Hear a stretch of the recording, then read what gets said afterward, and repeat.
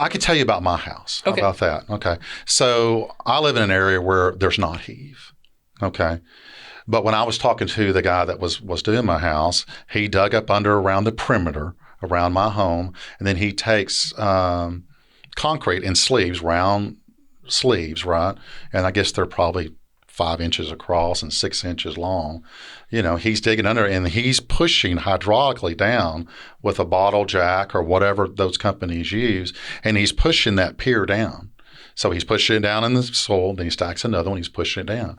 Well, eventually, probably at my house, it was about 6 feet. Then it started jacking the house up, right? And then he leveled it. My house hasn't moved, but back to, I know what's in the ground. I've got a soil report.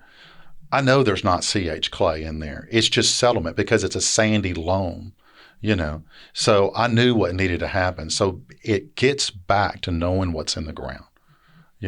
If you've got heave, you got CH clay, you need to know that. If you don't know from a homeowner's perspective what's in the ground, then you need to.